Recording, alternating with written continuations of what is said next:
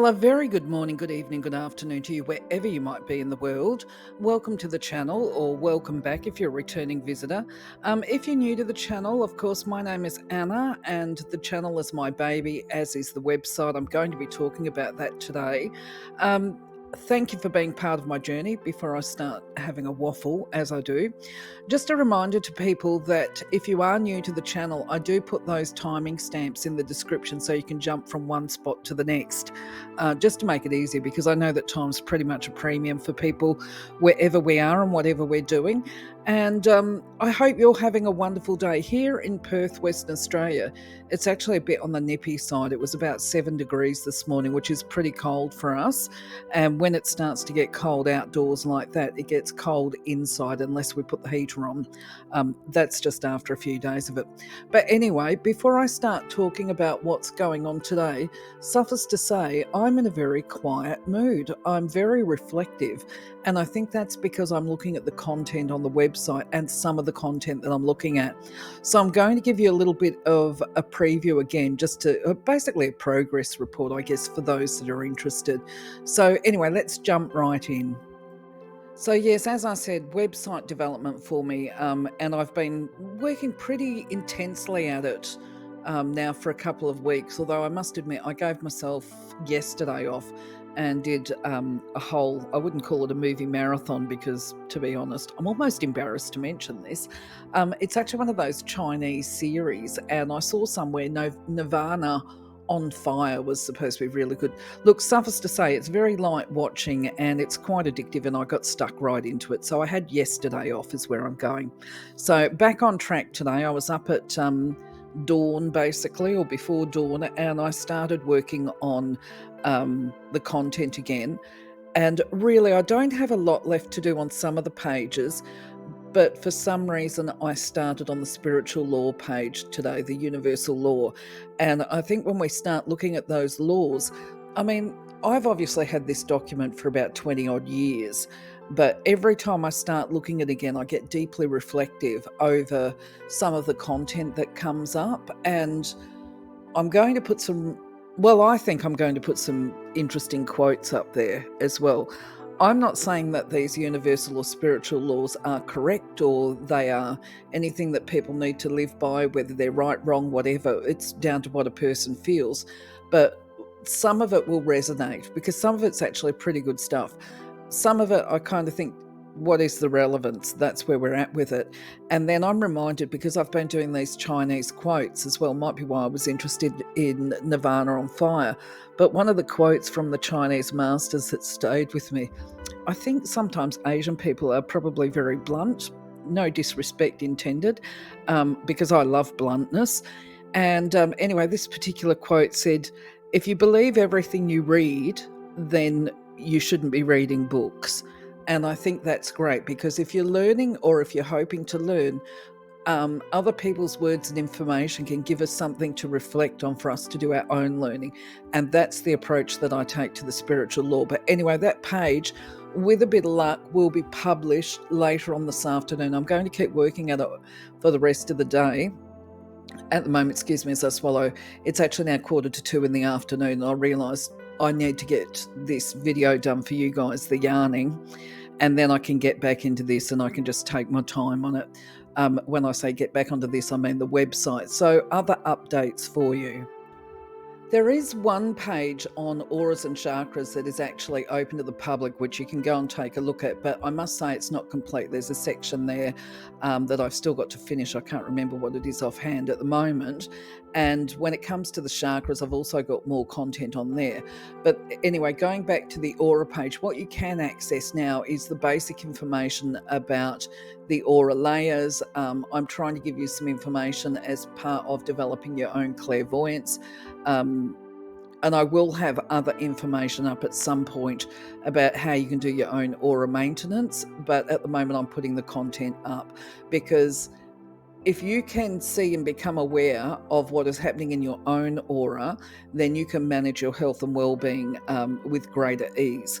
So as you look at these images, you will see that actually they're my constructions. I've created these as well. So that's part of the being a bit time consuming, is actually creating images. Some of them I've only just had to tweak, but other ones I've had to spend more time on. So anyway, what I've done is I've offered some people some suggestions for how to do an aura scan, how to work with energetic discomfort, shall we say. And at the next page, I don't think it's published yet, but it's going to go into a little bit more detail about interpreting the aura. So if your clairvoyant gift's open and you can actually see the auras, what you can make of that, and sometimes, actually, to be honest, if we're meditating, sometimes we've got this color floating in front of our eyes with our eyes closed, and that's very reflective, actually, great word to use when we're talking about auras. That's a good indicator that we're receiving some form of healing, or that we should be putting in a healing request ourselves to balance whatever chakra is out, or whatever layer. But anyway, all of that content will be on the website, easy enough for you guys to access it in the not too distant future. So the next thing to mention with the website developments, and as you can see looking at this page, by the way, I've taken a screenshot of the back end or the front end, or whatever we like to call it, the pages that I'm working on. This is not actually shots of the website where you go to. This is through the web developer, whatever you like to call it. Anyway, what I'm doing here that possibly is a little bit different to what you might gain on other sites is that I've created these images for the chakras as well, based on other people's. I've been a little bit creative. But the other thing is too, that I have included, where people talk about the primary chakras being the 7 ones, if you've watched some of my other content, you will see that the images on them actually need to be grossly improved, greatly rather than grossly. But I make reference quite often to other chakras, and these ones here. So really, if we've got the 7 primary chakras, I actually believe there's 11 of them. So a lot of people aren't aware of the Earth Star and the importance of the Earth Star chakra when it comes to your own spiritual and psychic development. And that's the bit that keeps us grounded and practical and dealing with the day-to-day. And it also helps to connect us to Mother Earth, Gaia type energy, and to really have, I suppose I need to reflect on it a little bit more and articulate it. That's probably why I haven't finished that page yet and published it. But to me, I consider that to be a vital chakra, and to be on top of that. Then the other one, of course, is the Kundalini chakra, which not everybody activates, I must say. I don't want to make assumptions about what other people do or what they don't. But I first learned about it, probably in year 2000, when mine was actually opened. And from a teaching perspective, we would say forcibly opened. Of course, I chose it, but I was clearly energetically not ready to have it opened. So it was quite painful. But having said that, so because it was painful for me at the time, because just a bit of background there, I had a lot of trauma. I'd been to hell and back, and I was making my way back out of it. And I think before we start playing with the Kundalini chakra, sometimes it helps to do a lot of trauma release before we actually go and activate that one. But anyway, look, I was trying to fast track my spiritual and development, shall we say. So yeah, that one opened. But then, so where I'm going with this is, I was informed not too long ago that when I'm doing psychic work, that my aura actually goes this burned orange color. And the person that was telling me actually was not aware. We'd only met at one of these nights, and she's a psychic clairvoyant. And of course, I do the channeling with the tarots, shall we say. Anyway, I'd done my opening process before I went along to this event, And at the end of the night, she said, "You have the most unusual aura." And she described it to me. And I thought, wow, I couldn't see that.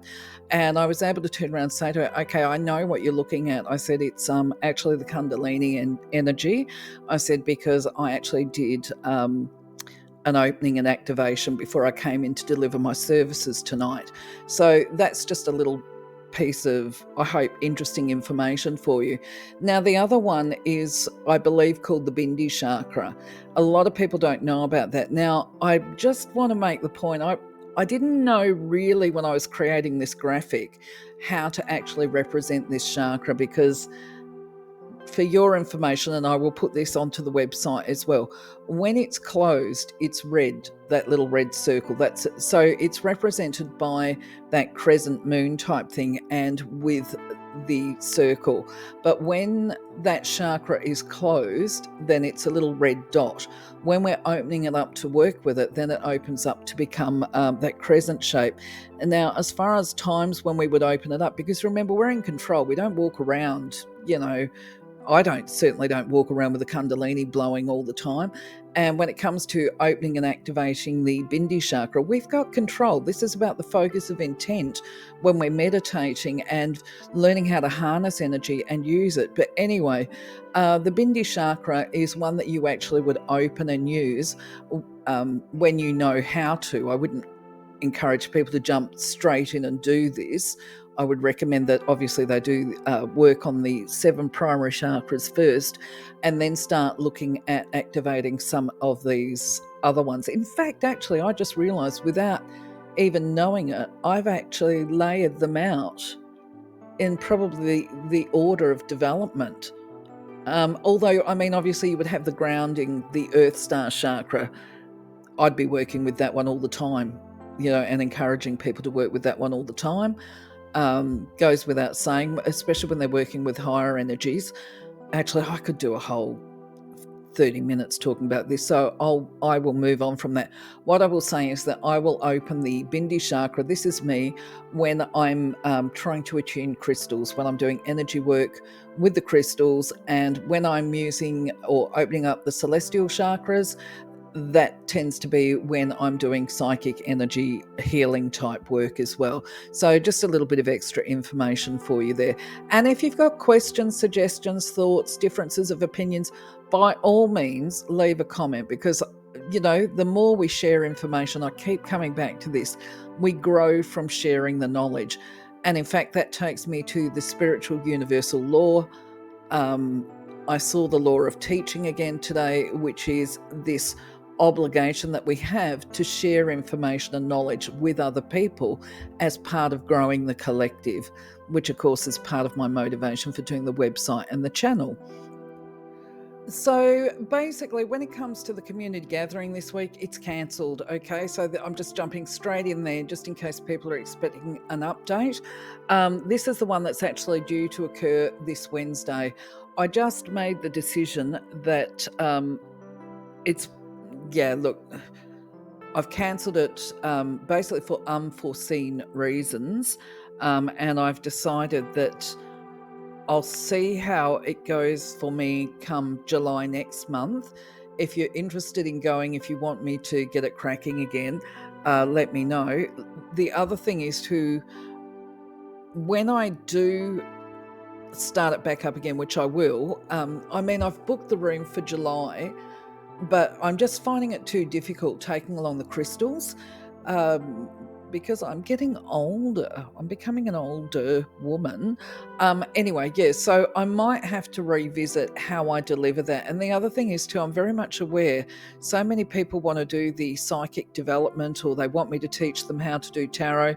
And it's like, you can't do that stuff in 2 hours. I'm sorry, I can't, I've been teaching people for years how to do this stuff, but to me it's like, I've got to teach them properly from the get-go. There's a process. You've got to have the foundations in place. It's like that chakra system. You've got to build from the base up. Otherwise, it becomes a very shaky structure and it can fall down. And when we're talking about metaphysical work and teaching psychic gifts and all the rest of it, we're not talking about, whatever, the hubcap fell off my tire or whatever. It's basically almost a head-on train crash, because people can have mental breakdowns and end up in hospital and that kind of stuff. So we've got to work with people first to make sure that they're stable before we go through to the next stage. So, I mean, that word in itself has got so many layers too. And for people that might turn around and say, oh, you're making judgments or decisions for other people. To some extent, I am, but I'm making those decisions for me because I'm not prepared to take on board that kind of responsibility and karma if other people become unwell. So it's taken me a long time to get to that. And the other thing is too, it's not just about whether or not people become unwell. I'll actually make the comment that because I've taught so many people, there becomes a level of arrogance, not with everybody, of course, because everybody's different. I think people that really suffer from terribly low self-esteem, that sometimes what happens is they open up to these gifts and they realize what they carry inside them, then all of a sudden they get flush, shall we say, with the positive feedback where people tell them that they're absolutely wonderful and amazing, and they take it on board, and then the universe starts delivering some kicks up the backside to bring people down to earth and ground them and let them know that, you know what, actually, we're all special in our own way. And not only that, we've got a responsibility to use those gifts wisely and make sure that we don't do any harm to people. And sometimes we've got to learn how to be responsible before we can fully embrace our gifts, I guess. I don't know. I'm just thinking out loud. Like I said, I'm a little bit reflective today, so feel free to put a comment up.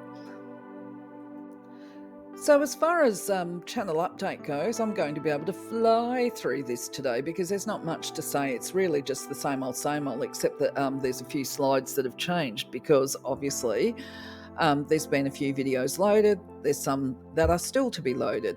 So let's take a look. So you will have seen the amber one go up today, and I think, in fairness, as I'm doing this chakra and aura content on the website as well, a lot of the crystals that I'm loading at the moment are to do with Gaia and earth energy, and I think that's what's prompted me to realise that actually I need to be putting up the Earth Star content as well. Something about this particular slide though is it's another one of those absolutely delicious looking crystals. And at the moment, orange is not historically my favourite colour, but I think because I'm being very creative at the moment, I'm really drawn actually to all things that are a yummy orange, whether that is the carnelian, the brilliant carnelians, or whether that's this delicious looking amber as well. So not only am I drawn to the oranges, I think the interesting thing that if people, you may or may not have picked up if you've been watching these videos, not only am I drawn to the ones that what we would call Gaia or Mother Earth activating crystals, I'm actually drawn to the fossils at the moment, which this is the wisdom, the ancient wisdom, the knowledge and cultural connection and all of that kind of thing. And so petrified wood and amber are both fossils. And then take a look at what we've got coming up next week. Sticking with fossils, I'm going to be looking at Ammonite, or I'm going to be creating a video on Ammonite. Now, just to be clear here, I've had a few issues already trying to find good photographs of them. And I've also seen something that made my hair stand on end, but I'll save that for the video. It's just like, oh my goodness me, really? Mother Earth gives us her bounty, and some of us do the most incredibly breathtaking wanton destruction of these gifts, but I'll save that for the video when I make it. But it was pretty astounding. And the other video to go up next week, so I'm not sure which one's going to go up on Tuesday and which one's going to go up on Thursday, but both the Ammonite and the Golden Obsidian will be going up next week. Now, Golden Obsidian is new to my collection. I actually got given some a couple of months ago, and that's because for those of you that aren't aware, obviously I've been buying and purchasing crystals, adding to the collection, in fact with the intention to sell them going forward. But each time I order something, they tend to throw in a little gifty for me, which I quite like and I'm very grateful for. Anyway, I got a piece of golden obsidian and I'm not really familiar with it. So that's actually going to be potentially an academic exercise for me. And who knows, by the time I have created the video, or at least been doing the transcripts for it, I might decide to actually start working with it and to give it a try, because quite often that will happen. I like to test it as well. But if you've got, just so you know, if you've got any of this in your collection and you've used it, worked with it, or whatever, and you want to share your experiences, I absolutely invite you to. So, this particular slide here, of course, is before I wind up for the day, but just a reminder to people that there's a number of playlists where you can find information and content already. You don't have to wait for the website to kick off or to be completed. You can certainly go and find some techniques and strategies on the self help. And I think even the chakras, I can't remember. Look, but anyway, there is videos there to work with your aura and your chakra maintenance.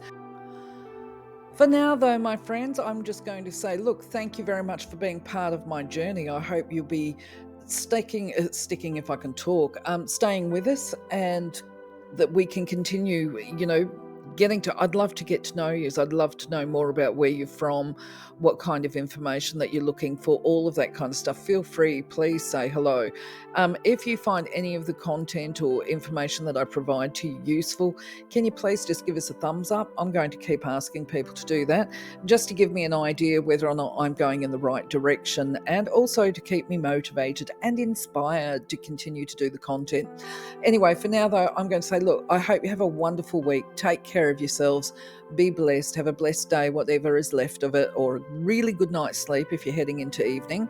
And I shall catch you on the next video or next Sunday. Thank you. Take care. Bye-bye for now.